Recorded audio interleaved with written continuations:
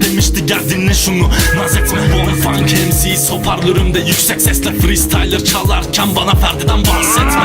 Okulun amına koyayım dediğim her gün okul, canımı okudu herkes uçkurunun hesabında kuyruk sokumundan dinlersen. Lakin anlamazsın bu rap bokunu, karnım aç mı tok mu sana ne, dost olmayın gidip yok olun. Grafitiyle başladım defterde taslaklar, sınıf uzun eşek oynar ilham dağıtır yavşaklar. Matematikten anlamazdım notlarım alçaktı, rap yaptığımı gören hocalar göt olup da bakacak tabi.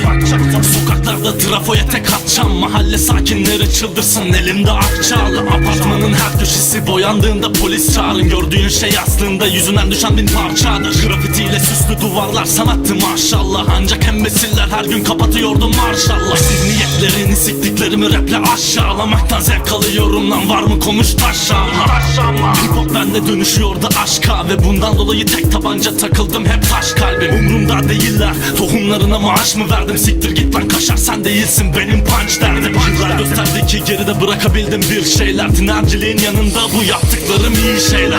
Sen sokakta gez lan eline al bir milkshake, sen eskiyen bir şarkı gibi çek elini belimden DJ. Her yerde bulabilirsin fahişe bütün gün yiyeceğin, sen Şahin'inle gez dolaş ben beat'te hip hop DJ'den. Terfi ettim koçum bana DJ laf hiçbir şey ifade etmez, getir demo albümüne işine bu rap.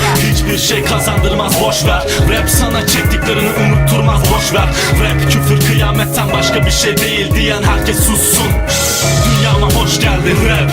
Hiçbir şey kazandırmaz boşver, rap sana çektiklerini unutturmaz boşver. Rap küfür kıyametten başka bir şey değil diyen herkes sussun.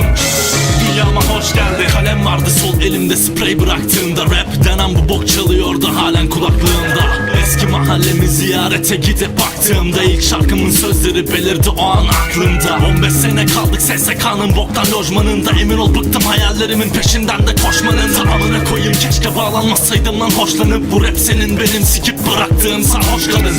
Ben kopil değildim onca popüler arasında, ben bu işin tatminindeyim birçoğu da parasında. Bugün hafta tatilindeyim mahalle kavgasından, bıktığında görüşelim git seni nezaret patlasınlar. Emanetini ciple mikrofon elinde ciple, fotoğraf çekinme ziklet, gangster takıl ağzında ciklet. Rezalet pastasından bayağı yemiş tipler, ipne gidip simit satsa cidden bu kadar zoruma gitmez.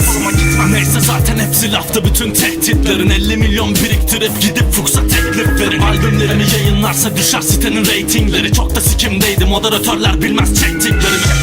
Yapsaydım fantazi şeklinde bir track patlatırdı ortamı, parmağımda tektik beni. Sağ yanımda kankalar var atar yapma çek git, taş şakaklarından aktığında işte buna teknikleri. Güzel görünür her MC'ye rap uzaktan baktığında, disler olmalıydı tabi hakkıyla yaptığında.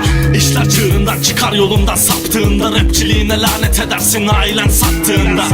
Mektup beklersin koğuşta yattığında, ilham denen perin seni kullanıp da attığında. Yeni bir şarkı için hiçbir söz yokken aklında, hayallerini zorlama sığmaz hücre parmaksana bu rap.